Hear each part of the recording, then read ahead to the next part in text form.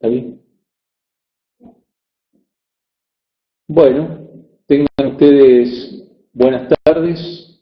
Nos comunicamos con ustedes desde el Consejo y Colegio Profesional de Ciencias Económicas para charlar con ustedes algunas de las modificaciones que se han producido durante este mes. Como siempre, ustedes saben que la AFIP es generosa en las resoluciones que saca y también aparte se ha reglamentado una parte de la reforma en lo que respecta al impuesto a las ganancias. La parte que se ha reglamentado de ganancias es la que tiene que ver con la enajenación de inmuebles, la transferencia de derechos sobre inmuebles y también hace un breve comentario sobre la indemnización por despido, que había quedado pendiente de reglamentar ese artículo 79 referido a directivos y ejecutivos de empresas que nos tenía sin poder definir qué se entendía por esas situaciones. De manera que el decreto 976, nuevito, del Boletín Oficial del 1 del 11 del 2018, con vigencia a partir del 2 del 11 del 2018, nos dicen sus considerandos que justamente va a reglamentar lo referido a la enajenación de inmuebles y transferencia de derechos sobre inmuebles, que también va a hacer algún comentario sobre ese título 4, capítulo 2, donde están los impuestos cedulares, y se va a referir a la cuarta categoría en lo referido a esa indemnización. ¿Por qué se refiere a los inmuebles? Bueno, los inmuebles ustedes saben que en el impuesto a la ganancia sufrieron una gran modificación. Tradicionalmente decíamos que las personas humanas y las sucesiones indivisas, la venta de inmuebles era un concepto no gravado por el impuesto, salvo puntual excepción, que en la tercera categoría teníamos la edificación y enajenación de inmuebles bajo el régimen de la ley 13.512 y los loteos con fines de urbanización. Salvo eso, el resto de las operaciones estaban gravadas por el ITI, y no es que el ITI ha desaparecido, porque en realidad, si bien se incorpora como hecho grabado por artículo 2, inciso 5, estos resultados derivados de la enajenación de inmuebles, lo cierto es que este inmueble tiene que haber sido adquirido a partir del 1 de enero del 2018. Quiere decir que si alguien vende un inmueble anterior a esa fecha, sigue grabado por el ITI si se trata de personas humanas y sucesiones indivisas. Con respecto a algunos de los temas que aclara el decreto 976, es que claramente en su artículo primero se refiere a las sesiones de boleto de compraventa u otros compromisos similares como parte de los derechos cedidos que están alcanzados por el impuesto. También da una serie de precisiones sobre a partir de qué momento se consideraría adquirido el inmueble en los términos del inciso A del artículo 86, decía a partir del 1 de enero del 2018. Ustedes saben que nuestra ley en el artículo 3 dice que tratándose de inmuebles se considerará configurada la enajenación o adquisición en la medida que mediare boleto de compraventa u otro compromiso similar, siempre que se entregue la posesión o adquisición o en su defecto en el momento que este acto tenga lugar. Acá el capítulo 2 es un poquito más casuístico y explica distintos momentos que hay que tener en cuenta para los distintos tipos de inmuebles. También ustedes saben que estos inmuebles es para esta gravabilidad es para los inmuebles situados en el país por parte del impuesto cedular, y define cuándo se entiende que un inmueble está situado en el país. Y por otro lado, como exime la enajenación de la casa habitación, nos aclara que para este efecto el destino de casa habitación es aquel con destino a vivienda única, familiar y de ocupación permanente por el contribuyente.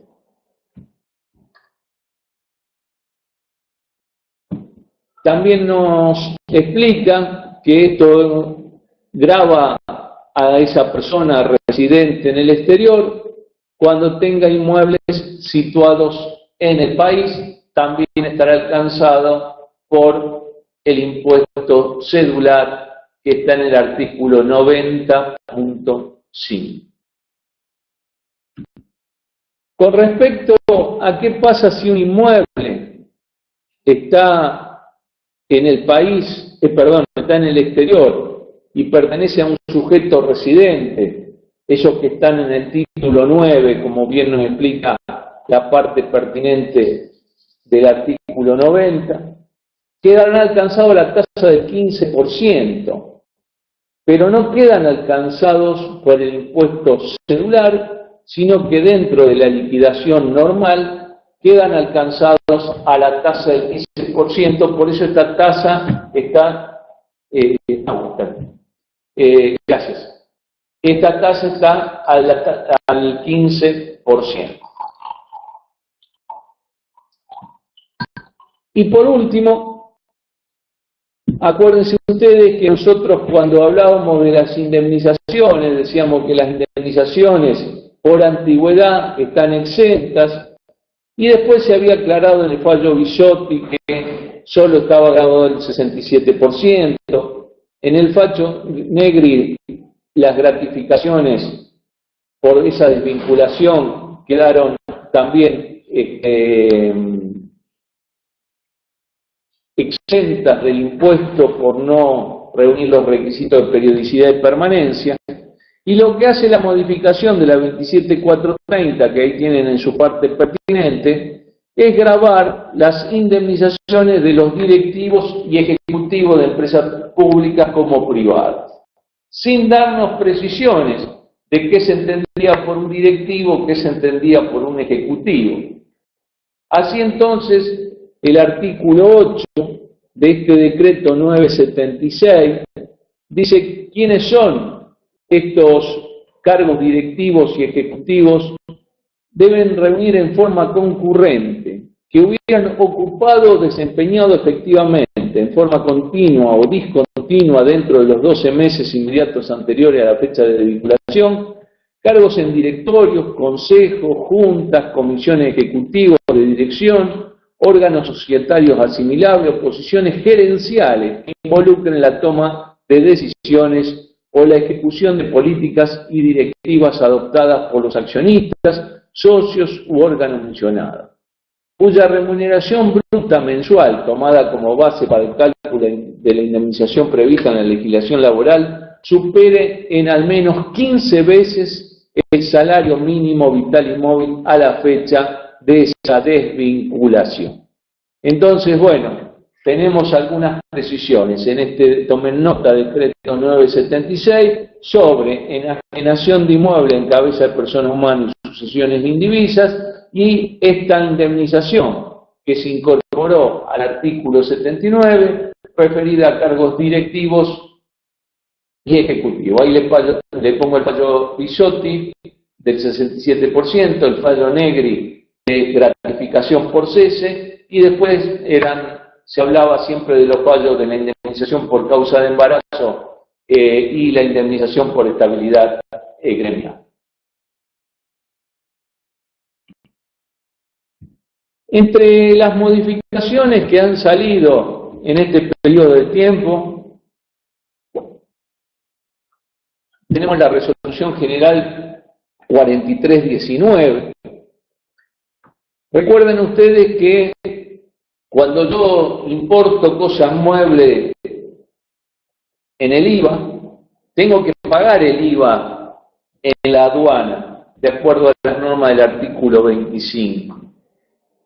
Pero también existe un régimen de percepción en aduana que es pago a cuenta del impuesto. Ese pago a cuenta se modificó porque acuérdense ustedes que estaba en el 10% o en el 20% la tasa a aplicar. Ahora esa tasa existe la del 20, existe la del 10, pero también hay una tasa del 10 y del 5%. Ustedes si necesitan aplicar esto, bueno, lo tendrán que ver con el despachante, o caso contrario tendrán que buscar en el nomenclador del Mercosur para ver cuáles son los productos, porque los largos listados que están en los anexos que se han incorporado están todos codificación de los artículos y no de qué artículo se refiere. Así que cuidado, que alguno puede tener beneficiado a su cliente con esta reducción de tasas si correspondiera, que han bajado en algunos casos al 10 y en otros al 5%. También tenemos la resolución 4320, que tuvo bastante publicidad porque era la tramitación y obtención de la clave única de identificación tributaria digital, es decir, un trámite sin tener que acudir a la dependencia, que facilita para algunos casos. Pero cuando leemos vemos que no es tan amplio, porque el caso está limitado a las personas humanas que posean documento nacional de identidad argentino, CUI o CDI, y de esta manera podrían obtener la clave dentro de un servicio que se llama inscripción digital. Se tendrán que pasar una serie de datos, se tendrá que sacar el ya casi como domicilio fiscal electrónico, y de esa manera se le dará un quit para que luego puedan realizar las altas de impuesto que correspondan. Con motivo de esto, hay pequeñas modificaciones en la resolución 10, acuérdense que es la de inscripción, la 3713, la 3832 y la 4171 en relación a este tema. La resolución 4321 delimita la zona primaria aduanera del puerto de Yajapé en jurisdicción de la División de Aduana de Corrientes. O sea que lo que solicita Corrientes es que se delimite esta zona primaria aduanera, y así se hace a través de esta resolución y sus anexos. Acá tenemos una resolución conjunta del administrador de la Administración Federal de Ingresos Públicos, juntamente con el Instituto Nacional de Asociativismo y Economía Social. Esta resolución conjunta nos explica que ya hace rato que la Administración Federal de Ingresos Públicos y el INAES tratan de coordinar sus actividades. Considerando, nos explica que si bien la AFIP tiene todo el control de la parte impositiva, es el INAES el organismo de contralor de cooperativas y mutuales. Así entonces se ponen de acuerdo para utilizar la información entre los dos organismos, de manera que ambos no pidan la misma información, pero bueno, dejan a salvo el secreto fiscal, el secreto estadístico y la protección de datos personales de la 25326. Es decir, tratan, con esto se armaron en algunos líos, con ese reconocimiento de exenciones que se tienen que dar en ganancia por el artículo 34 del decreto reglamentario, y se ve de coordinar alguna de esas actividades, cosa que no se creen roce entre los organismos.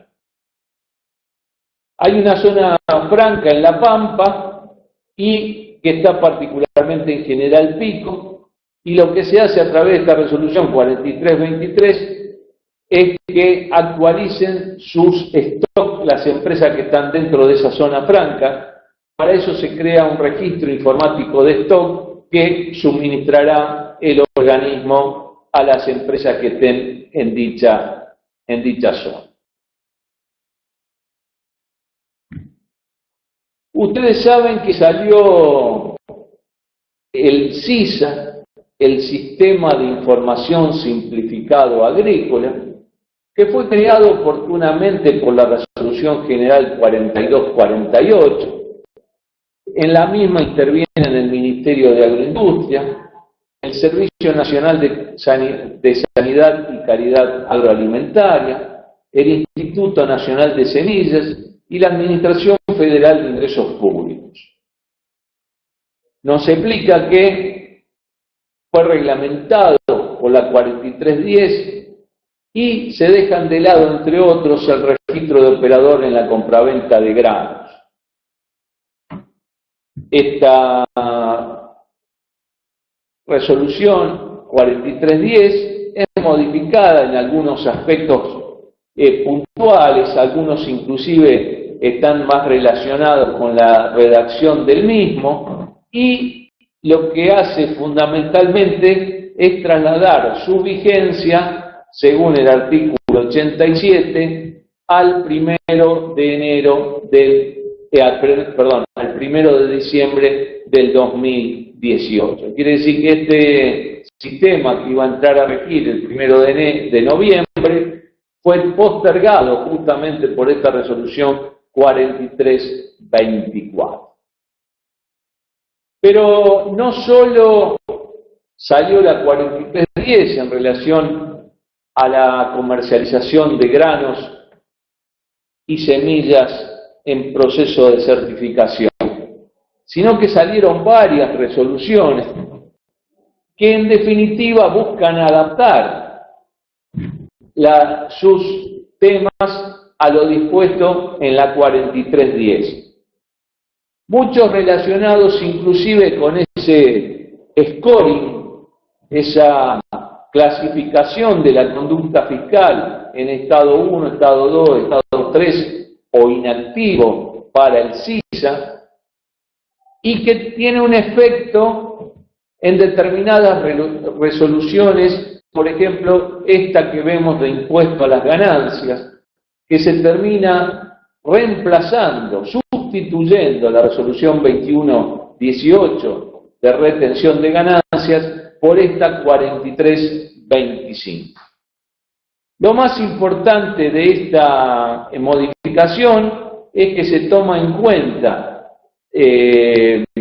para la misma los estados que le fueron asignados en el SISA en la 4310.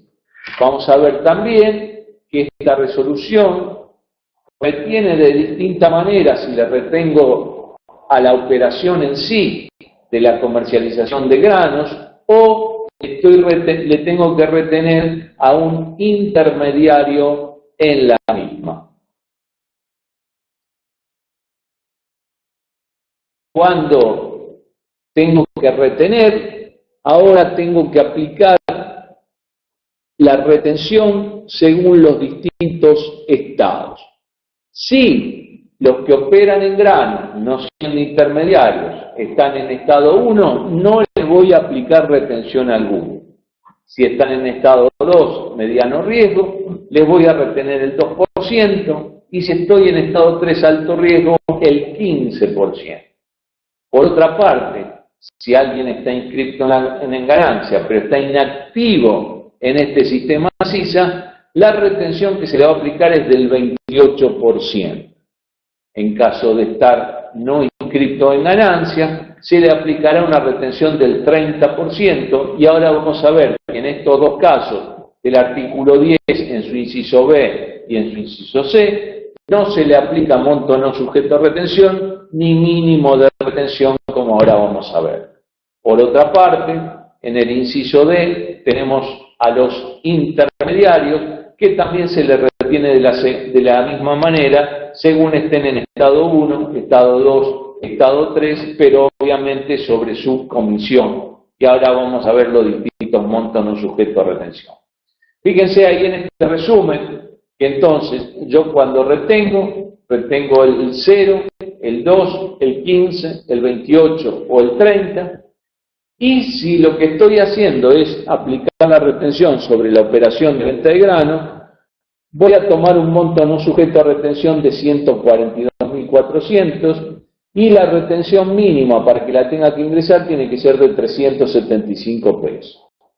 Mientras que el monto no sujeto a retención para un intermediario será de 10.700 con una retención mínima de 150. Ya aclaré antes que para el inactivo inscrito en ganancia y para el inactivo no inscrito en SISA no se le aplica ni el monto no sujeto a retención ni la retención mínima, que no hay que aplicar el ajuste. Explica también que lo que pasa con los distintos casos cuando hay pago en granos o se compran granos con insumos, da las dos alternativas y bueno, explica qué es lo que pasa si existe un pago en cereal o no. Perdón, si existe un saldo en dinero. También con motivo del SISA ha sido modificada, acá no sustituida, sino modificada, la resolución 2459. La resolución 2459 ha sido modificada por la resolución general 4326 y también tiene que ver con la 4310, la 4248 de creación del SISA, la calificación de la conducta fiscal, porque lo que buscan es adecuar esos importes que antes tenían que ver con si estaba inscrito en el REPOC o no estaba inscrito, y ahora tienen que ver los porcentajes de retención, de percepción, estamos hablando de percepción de IVA y no de retención. El régimen de percepción, entonces, que alcanza a los granos, antes decía los granos no destinados a la siembra, y que no se le aplicaba la percepción de la 2408, ahora conserva esa redacción, nada más que granos no destinados a la siembra fue reemplazado por semillas en proceso de certificación. Esa es la modificación que tiene el artículo primero, como vemos muy mínima. Por otra parte, no se ha modificado lo relacionado con que no se puede aplicar en este sistema la exclusión de la 2226 y que se hará al momento de perfeccionarse el hecho imponible y para ello remita los artículos 5 y 6 de la ley de IVA. El cálculo de la percepción, entonces, que antes variaba según la persona, estaba incluido en el registro fiscal de operadores en la compraventa de granos, de la resolución general 2300, al cual se le percibía el 1%, y si no estaba incluido en el citado registro, se le percibía el 10,5% en estas operaciones de entrega de productos en grano, ya sea por dación en pago, por canje o el sistema que se aplique. Lo cierto es que ahora se adapta esta percepción a los distintos estados que me da el SISA y así aparecen entonces las distintas alícuotas. Si he sido clasificado en el SISA en estado 1, no me aplicarán la percepción en estas operaciones. Si he sido calificado en estado 2, me van a aplicar la del 1%. Si el sujeto está calificado en estado 3, el 8%. Y ese sujeto que ha sido declarado inactivo en el SISA, le van a percibir el 100% de la alícuota a que está grabado. Ahí tenemos un resumen. Entonces, de estado 1, riesgo bajo 0%, riesgo medio 1%, riesgo alto 8% y inactivos en el SISA 10,5%. Todo esto dispuesto por la 4326 y con una percepción mínima de 150 pesos. Todo esto es para operaciones de canje o daciones en pago con granos. En todos esos casos se aplica esta percepción de la 2459, que no es novedosa ni mucho menos, sino lo que hace es adaptar a estas disposiciones del SISA de la clasificación del scoring en distintos estados y en función de eso aplica las distintas alícuotas para la percepción. Entonces el mínimo es de 150 pesos, ahí lo vimos, el carácter de la percepción es un ingreso directo del impuesto y deberán facturar la operación atendiendo a lo dispuesto en el artículo 37 de la ley de IVA, es decir, discriminando el importe en la factura.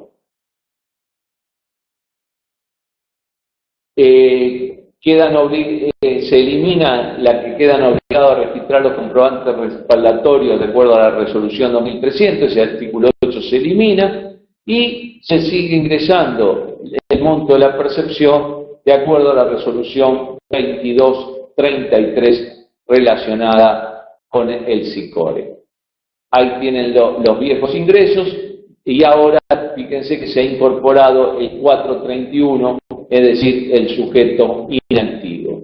Es decir, para el sujeto en estado 2 aplicamos el código, acuérdense que el estado 1 no percibíamos, en el código de impuestos 767, código de régimen 254, código de impuestos 767, código de régimen 255 para el estado 3, y se ha incorporado el código de régimen 431 para el inactivo. Debemos recordar que el artículo 10, y en general todas estas resoluciones del CISA dicen lo mismo, que los incumplimientos producen el carácter de incorrecta conducta fiscal a los efectos del CISA. Recuerden ustedes que la incorrecta conducta fiscal la tienen en el anexo 2, que acá lamentablemente no ha salido del todo bien. También ha salido la resolución 4327, que modifica a la resolución 3744. Esta resolución 3744 tampoco ha sido eliminada, sino que también ha sido modificado a partir de la publicación el 29 del 10 del 2018 de la resolución general 4327 y es una registración de los contratos en la AFI. Esta registración de contratos también modifica en relación al nuevo CISA y lo que hace esta resolución es modifica muy levemente el tema del artículo primero, porque otra vez corrige que antes decía granos no destinados a la siembra y ahora habla de semillas en proceso de certificación. Se mantuvo la redacción del artículo 2 de esta 3744, que exige que la registración prevista en el artículo anterior deberá ser solicitada por alguno de los sujetos intervinientes en la operación, hasta las 0 horas del octavo día inmediato siguiente a la fecha de emisión del documento a registrar, y dicho plazo no podrá exceder en ningún caso del día 7 del mes calendario inmediato siguiente de la aludida fecha de emisión.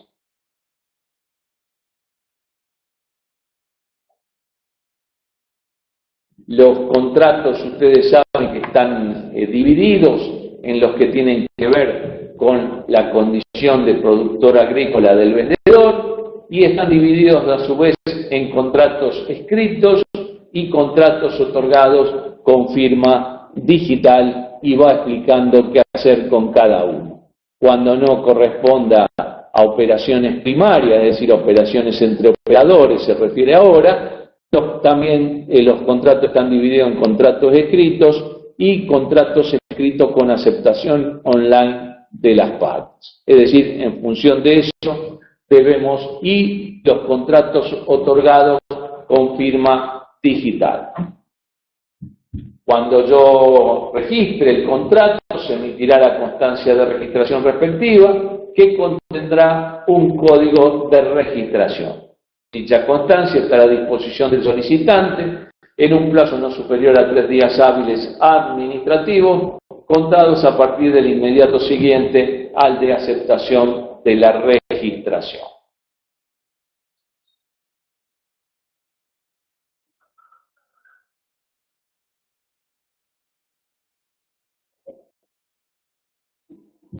También tenemos una modificación salida el 29 del 10 del 2018 de la resolución esta de 48 cuotas 4289.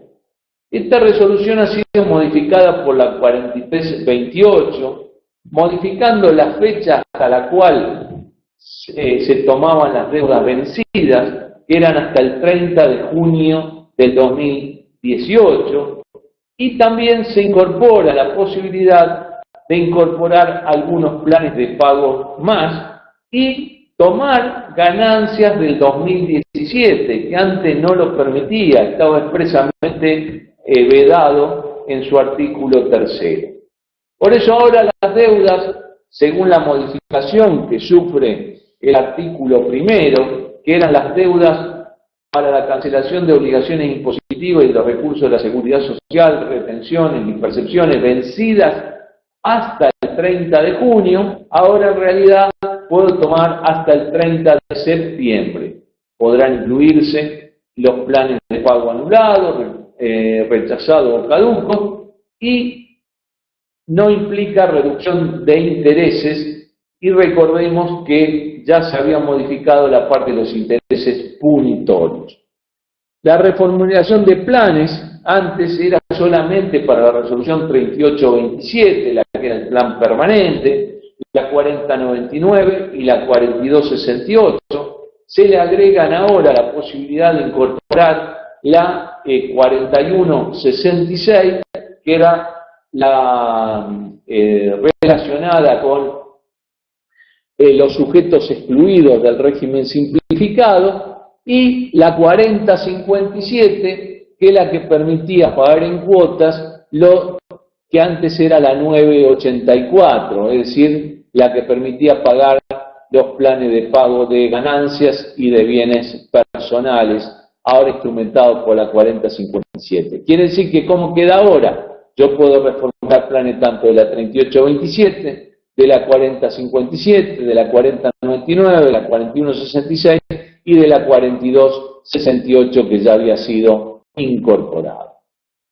Lo que se hace ahora entonces se sigue con la diferenciación entre lo que son las micro, pequeñas y el resto de los contribuyentes en cuanto a las tasas. La cantidad de cuotas son 48 para ambos, 3% para las pymes, 4% la tasa para el resto de los contribuyentes. Se elimina del artículo 3 los incisos L y el inciso O. Uno, referido a las obligaciones correspondientes al impuesto a las ganancias y sobre los bienes personales. ¿Se acuerdan que no podía incorporarse cuando el vencimiento se hubiera esperado en el mismo año calendario de la presentación del plan? Por lo tanto, el 2017, que al vencer en el 2018, no lo podíamos incorporar en el plan de pago. Al eliminarse este inciso L, ahora sí lo vamos a poder incorporar en este plan de 48 cuotas, y también si tenemos algún pequeño contribuyente que fue excluido por artículo 20 de la ley de monotributo, lo que va a ocurrir es que ese plan de pago lo podemos tomar para esta resolución en 48 cuotas. También contamos con la resolución general 4329. Recordemos que esa resolución general 1618 que manifiesta ahí tiene que ver con un procedimiento de clasificación arancelaria de mercadería. Yo consulto cuando tengo dudas de dónde incorporar en la nomenclatura común del Mercosur un producto, y la AFIP me lo contesta a través de una resolución general. Eso es lo que hace esta resolución 4329, contesta alguna consulta que le han hecho, no tiene mayor importancia para nosotros. Lo mismo ocurre con la resolución 2730, que determina valores, criterios de carácter preventivo para las importaciones en función de mercaderías comprendidas en la nomenclatura común del Mercosur. Entonces, lo que hace esta resolución 2730 es crear la posibilidad de crear valores, criterios de importación de carácter preventivo, es decir, valores que a lo mejor están tomando el contribuyente con fines de evadir y subfacturar el impuesto. Por eso nos dice ahí los considerando que esta es una herramienta para enfrentar la evasión fiscal y combatir las prácticas de subfacturación en operaciones de importación. Entonces, esta resolución 2730 también está modificando algún concepto. También tenemos la resolución general 4331 del régimen aduanero del equipaje del Mercosur. En este caso, lo que ha pasado es que a través de distintas decisiones del mercado común, se aumentan los valores para traer productos. Así entonces, si nosotros vamos a las decisiones 53 del 08 o la 3 del 08, son todas resoluciones, perdón, la 3 del 18, arriba está mal puesto en la decisión, fíjense abajo se lo aclara, y lo que hace esta resolución a través de su anexo 1 es tratar de coordinar con el resto de la aduana del Mercosur, y lo que ha hecho, en el anexo se lo ve claramente, se han llevado valores a $500 que antes estaban en 300, y de 150 se han aumentado a $300 la posibilidad de traer mercadería de otros países.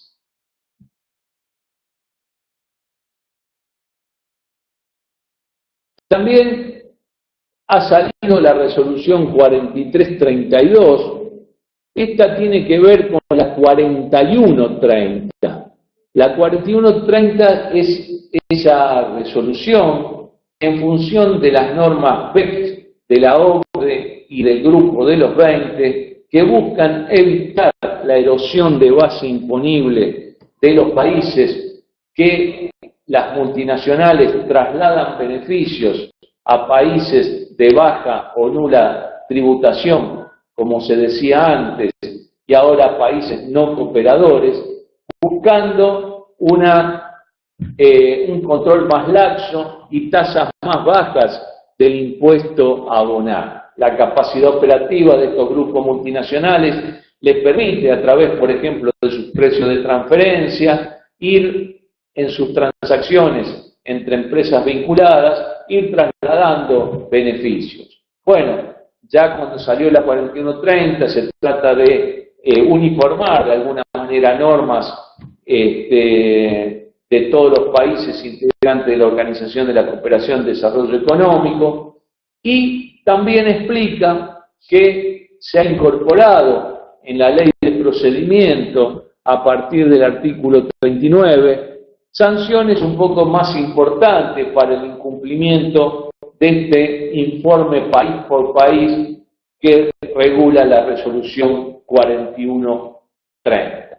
De manera que en función de estos motivos y modificaciones impuestas en revisiones que se hicieron a las BEPS, se hacen algunas adaptaciones a este sistema de información que tienen que cumplir los grupos de empresas multinacionales, y por eso hace pequeñas modificaciones a la resolución 4130.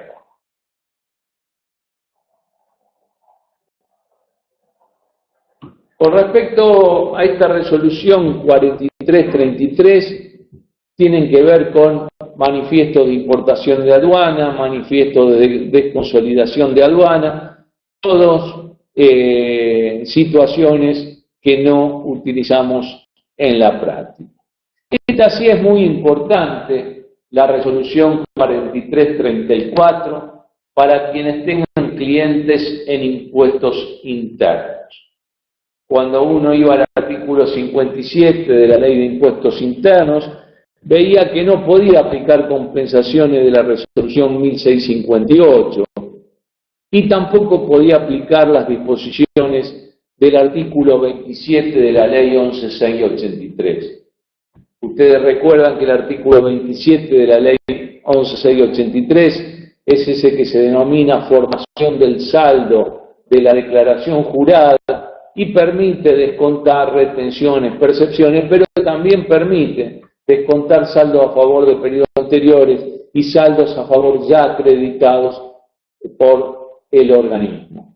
Bueno, lo que ahora se hace para impuestos internos es la posibilidad de compensar saldos de acuerdo al artículo 4 de la 1658. Entonces esto resultará de aplicación a partir del día siguiente al de su publicación en el boletín oficial. Esto, como ven ustedes, es bien reciente, fue publicado el 14 del 11 del 2018.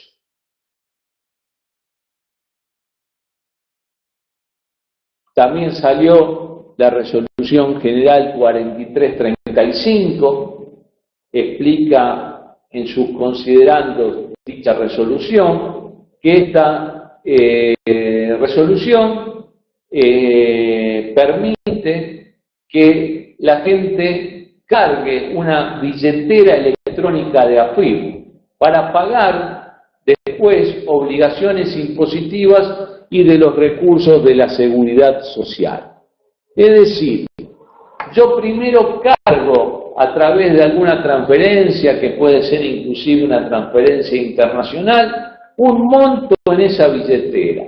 Y después igualmente tengo que hacer un trámite dentro del sistema de cuentas tributarias para imputar ese pago correspondiente.